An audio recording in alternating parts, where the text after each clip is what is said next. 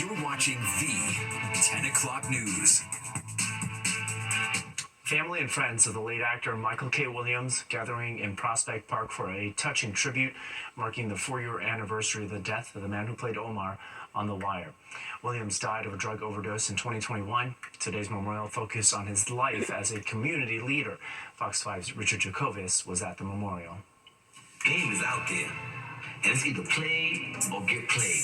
He was more than just a star on the screen. In fact, Michael K. Williams always said his greatest role in life was community member. A huge part of how he lived was supporting folks, building community. And in that Brooklyn community where MKW grew up and spent much of his time giving back, family members and friends gathered and walked in the footsteps of a man who spent his life trying to rescue those trapped in a dark place. That day is something that will stay with me for as long as I have breath in me. It was 4 years ago this week that Williams, best known for his portrayal of stick-up artist Omar Little in HBO's The Wire, was found dead in his Williamsburg apartment by his nephew. Williams had overdosed on cocaine, fentanyl, and heroin. But under the arch in Grand Army Plaza, this meetup wasn't about the struggles Williams faced throughout his life. It was instead to honor his legacy and remember how much of his life was spent coming back home to help those with the same struggles. Dana Racklin co-founded We Build the Block with Williams, a nonprofit that focuses on empowering and building up the city's youth. He was a valued community member, a trusted friend and mentor. Seth Gilliam co-starred with Williams on The Wire and remembers that despite all of his fame, his focus was always going back to his roots and grooming the next generation. He was not shy about sharing and spreading the love that he had for people. This was where my mother had her daycare, in this corner right here. And this building was where I lived all my life from conception up until season 2 of The Wire. So yes, Michael K. Williams was an accomplished actor, but he was so much more than that. In fact, it was his activism that brings his legacy full circle. The first ever Michael K. Williams Legacy Award will be given out to a longtime friend of Williams at this year's Start Care Gala. And Start Care provides support for addiction treatment and mental health to marginalized communities across the city, proving that even in death, Michael K. Williams' greatest role was community member. In Prospect Heights, Brooklyn, Richard Jacobus, Fox 5 News. All right, it's time now for our full forecast. Audrey Puente joins us now, and after some people worrying that fall had started, today really felt like summer again. It did, because we had a lot of humidity across the region, and then we had those fiery thunderstorms that we typically get during the summer heat of the middle of the season. 86 degrees was the high temperature in Central Park. That is above average for this time of year. We reached that number at just around 1:30 earlier today. Right now, our current temperature is 66. That's our recorded low for the day so far. Actually, we've now dropped a degree to 65 in Central Park. 68 now in Islip, at 67 in East Hampton. We're at 68 down the shore in Belmar. A little cooler off to the north. That's where we're finding readings in the 50s, like in Monticello and up towards the Hudson Valley here. These temperatures are definitely cooler than they were at this time yesterday, and our winds, they were a little windy or a little brisk earlier, but now they've kind of lightened up just a bit. Our dew points are also indicating that it still feels quite humid across Long Island and mostly central and southern New Jersey, but off to the north, it's refreshingly drier air in place here. You're on the other side of a cold front that's kind of draped over our region, and out ahead of it, it's still warm and muggy in places that I just mentioned. Winds are light right now after being pretty blustery earlier with some of those storms. In fact, I did hear about some wind gusts up to 60 miles per hour in parts of the region here. All right, look at the radar. Shows that we still have some rain showers coming through here. Some of it's coming pretty steadily, and we see in the brighter shaded tones. Everything's kind of shifting in a northeast to east fashion, but it's very slow to exit. We have a cold front draped over our area, and it's really not going to push offshore until the afternoon hours tomorrow. So we're going to still leave in the chance for rain overnight as well as into the first part of the day tomorrow. You can see the clearing line, though, just working its way into western New York and western Pennsylvania. But again, it's going to take all day before it actually pushes through our region. A look at the futurecast shows that front still over our region. So we'll go with the showers and maybe an isolated thunderstorm for tonight. Tomorrow, we wake up with more showers across the region. We'll see steady rainfall at the Jersey Shore. Same thing across Long Island. Not the greatest beach morning, but towards the afternoon, we'll start to see some improvement off to the north and west. If you're in the Poconos tomorrow or in the Catskills, you should be just fine. You'll see some sunshine by lunchtime. It'll take longer for the clouds to clear as well as the rain across our coastal sections here, so it's going to be pretty much A cloudy day for the afternoon across Long Island and the Jersey Shore. We finally cleared out, though, for Monday, and that's the start of a nice stretch of weather as we go into next week. High pressure starts to move in here, and that's going to keep us pretty much storm-free for the majority of the upcoming week. We'll be watching for a storm sitting offshore by midweek that could spill some clouds into the region. 64 for tonight. We'll have scattered showers, maybe an isolated thunderstorm early. Temperatures will be in the 70s tomorrow once again. After some morning rain, we'll see some sun breaking through north and west of the city. Looking at the next several days, right into next week, we have a nice stretch here once again. Mostly dry weather. We'll have a few more clouds on Wednesday, and temperatures are going to stay a little bit below normal for this time of year. Stay tuned. More of the news will be back right after this commercial break. Lottery players are once again hoping, dreaming and praying again that they will have the lucky numbers. Not again, but for the first time, the Powerball jackpot has ballooned to $1.8 billion. And as such, Fox 5's Duarte Geraldino breaks down just how much cash you'd walk away with if you hit that jackpot. Ticket sales have been non-stop all day at 99-cent discount store on 8th Avenue. They even had to turn some people away who tried to buy tickets using credit cards for the second largest Powerball jackpot in history. Can I ask you what you're going to do if you win? I'm going to help people. That's the first thing I'm going to do is help people. I'm going to give back because what are you going to do with all that money? I deserve some pampering, but so do other people. I mean, what's one realistically going to do with over $1 billion? Some megastars don't even have that kind of money. The first thing to know is winning $1.8 billion is not the same as having $1.8 billion in the bank. If you take the lump sum, the cash value is $826.4 million before taxes. For a ballpark after-tax estimate, here's what it looks like. After federal taxes of 37%, you're going to walk away with $521 million. But after state taxes, here's what you'd be left with. New York State residents would get about $431 million. If you live in New Jersey, you walk away with $432 million. Folks in Connecticut beat everybody. They walk away with $463 million.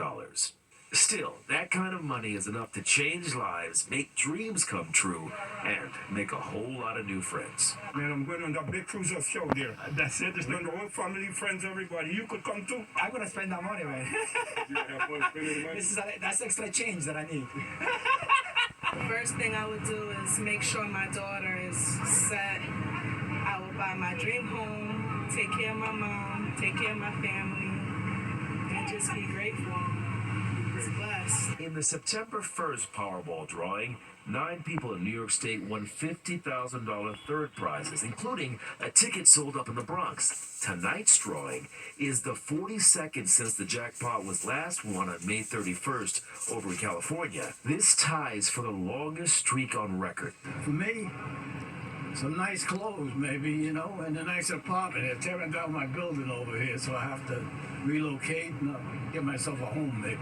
If you live within the 5 boroughs and you hit the jackpot, after all the tax smoke clears from $1.8 billion, with that New York City tax, you're going to be left with $399 million if you take that lump sum. But hey, that's life-changing money. Your Penn Station, Duarte Geraldino, Fox 5 News. Good timing for that financial planning. The drawing just finished, and it looks like their website's having problems, maybe crashing from everybody checking. Well, a major milestone for Catholics around the world. The church is welcoming its first millennial saint, and his mother is telling Fox 5 about his life and miracles.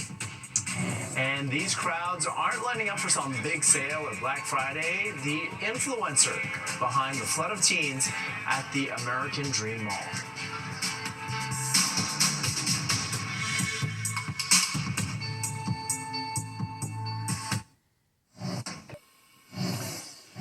Welcome back. Here's a quick look at our top stories tonight. The race for mayor intensifies as the candidates head out to the annual Labor Day parade that was on Saturday. Zoran Mamdani is campaigning with Senator Bernie Sanders, calling him an inspiration to his campaign.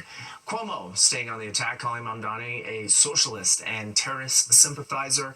Mayor Adams, meanwhile, reiterating that he is staying in the race. Republican Curtis Sliwa, meanwhile, saying the other candidates are trading barbs while he's just focused on trying to win the race. A traffic pole toppled into the road on the Upper West Side. This is Citizen app video from West 81st Street and Central Park West. Police say Con Edison was doing maintenance when it fell. 4 people were hurt and taken to the hospital in stable condition. And Met fans are remembering former manager Davey Johnson, who passed away today after a long illness. Johnson led the 1986 Mets to a World Series title, the last time the Mets stood on top of the world of baseball. Even today, he remains the Mets' all-time winningest manager. Davey Johnson was 82 years old.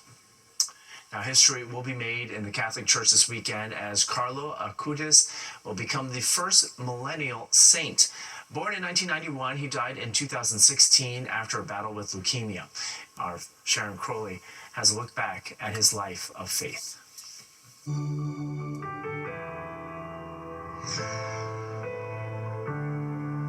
Carlo really was very, aware of this presence of God among us. Italian teenager Carlo Acutis will become the first ever millennial saint. He died of leukemia in 2006 when he was just 15. While he may look like an ordinary teenager in these pictures, Pope Leo considers Carlo's life here on earth and in heaven to be extraordinary. A few years ago, Carlo's mother, Antonio Salzano, talked to me about her late son's journey to sainthood. I was prepared for the loss of Carlo. We had so many signs from Carlo, he appeared to many persons, and he really made himself present to us. She says as a young boy, Carlo taught himself to code. By his teens, Carlo had created a website cataloging Eucharistic miracles. Carlo really devoted his life to help people to understand that really God exists and God is here with us. Pope Leo's predecessor, Pope Francis, took notice of Carlo's good deeds, calling him a model of holiness for young people. In October of 2020, Carlo was beatified in a ceremony in the Basilica of St. Francis of Assisi in Italy. Zach Davis is an associate editor for the Catholic publication America Magazine. He's been investigated. His life has been considered holy and worthy of veneration, and there's also been a miracle attributed to his intercession. Carlo is credited with healing a 7-year-old boy who suffered from a rare pancreatic disorder and for the recovery of a young woman with a severe head injury. Her mother prayed for Carlo's intercession at his tomb. He wanted to draw people to a lot of these mysteries of the Catholic faith. He was drawn to these Eucharistic miracles, and so he created a whole website about various Eucharistic miracle sites all over the world. Sometimes referred to as God's influencer, Carlo continues to draw in believers worldwide to his website. He even inspired documentary filmmaker Tim Moriarty. When people think of the word saint, they think of maybe someone from the Middle Ages, oftentimes wearing religious robes. And here's a kid in sneakers and jeans who has really galvanized the entire world. His goal is to get people off of his website back into church. He created the documentary Carlo Acutis Roadmap to Reality, a Saint for Our Times. The film explores how Carlo's deep spirituality guided him through the complexities of the digital age. You're going to be on a plane going to the Eternal City. The documentary follows a group of Catholic high school students on a pilgrimage from North Dakota to Italy to visit Carlo's tomb. Ironically, the challenge for the teens in the group was to leave behind cell phones so they could grow spiritually. You can feel his presence, something's going to happen. I started crying when I saw him. I'm part of something amazing. One of the things that a lot of people talk about that wasn't known is his deep kind of kindness, his deep compassion for the poor in Milan. He would go around and he made lunches for a lot of the homeless in the city. Carlo Acutis will be the youngest person in modern times to be canonized. The faithful hope the so-called patron saint of the internet will be an inspiration and a blessing for his generation and many more to come. I think the church, in holding Acutis up, is trying to draw those people back. It's the most pressing issue in my mind in the church today, the disaffiliation of the young.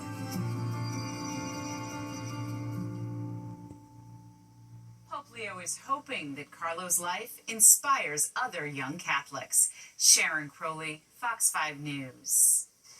An error in the grandstand, or maybe a foul, more like it. A Phillies fan sparking outrage, but the young boy in the middle of the fight seems to have gotten the last laugh.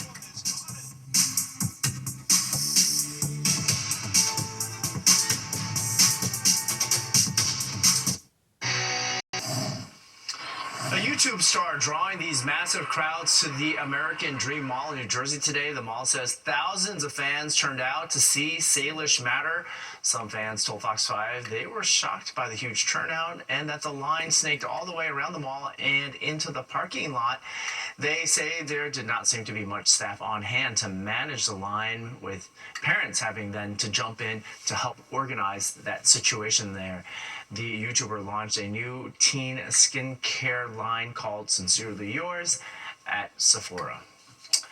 Well, a night of enjoying baseball at the ballpark turned nasty for one young sports fan, but some made sure that that child would come away with the final win. Sometimes you need that reset. And Bader just unloads on this one. Deep left field, and that one is gone. And the drama began. That was Harrison Bader of the Phillies hitting a home run against the Miami Marlins last night. It landed in the left field seats. The broadcast then showed a father retrieving the ball and bringing it to his young son, when all of a sudden an unidentified woman comes out of nowhere, grabs him in the arm. You'll see it right here, while screaming that he took the ball from her and demanding it back from the child. The father then gave the ball to the woman. The incident sparked outrage at the ballpark and all over social media. However, the Marlins with the save, giving the young boy a goodie bag, including a baseball. And on top of that, Bader himself met with the young fan after the game and gave him a signed bat. How about that? Well, the city's outdoor dining sheds are being put in the spotlight for the first time ever. Curbside Restaurant Week is underway in the Big Apple. More than 30 restaurants are participating, offering special deals and discounts. The nonprofit Open Plans organized the event to promote the benefits of outdoor dining. The program started yesterday and will last until next Friday, September 12th. Well, not the ideal evening for curbside dining, but will the weather become more welcoming? Audrey Puente is here with the forecast. Audrey. We sure hope so, Arthur. Right now we still have rain out there, so it's going to be with us for tomorrow morning. Tomorrow night might be a better story for outdoor dining. I'll have all the details when the news continues.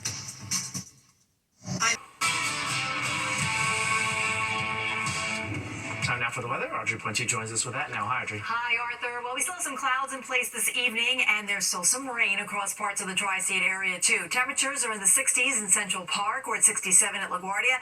Atlantic City is checking in at 72 degrees with some steady rainfall in that part of the state here. We are seeing some rain across the Jersey Shore, Long Island, into Connecticut, and parts of the Hudson Valley, too. Right now, we're pretty dry in the city, although we could get some patchy drizzle as we move along through the evening here. Up to the north we go here in the Hudson Valley, where it's a little bit slick here on the Palisades Parkway, as well as the New York State Thruway. We also have some rain bleeding over into Fairfield County in Connecticut. Out on Long Island, it's pretty slick, especially across Suffolk County, where we're seeing some rain showers left over here.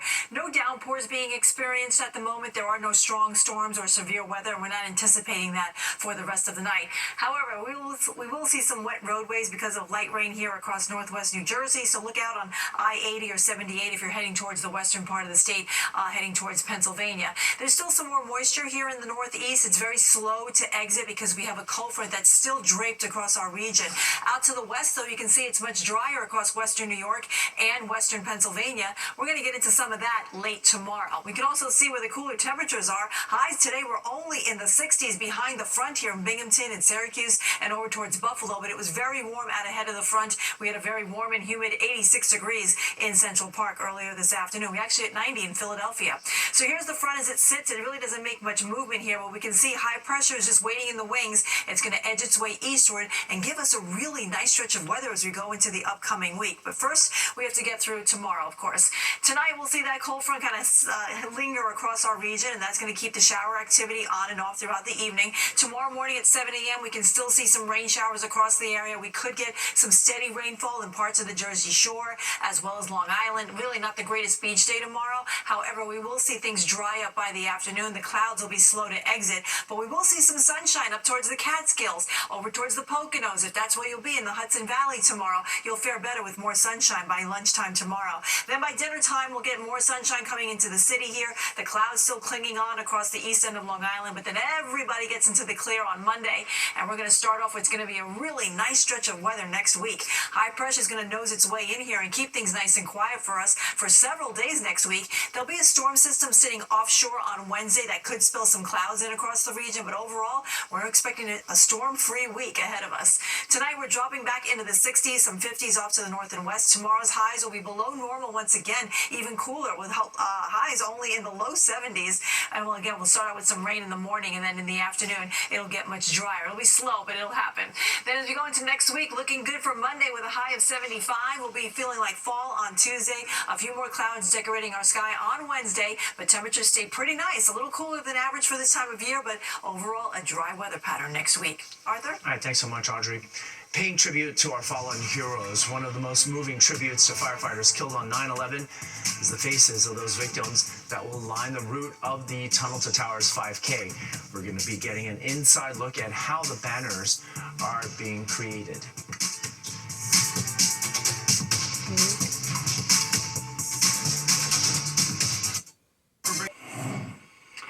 A YouTube star drawing these massive crowds to the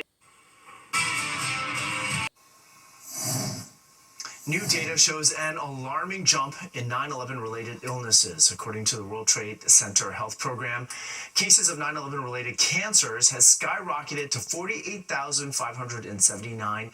That is a 143% jump in just 5 years among the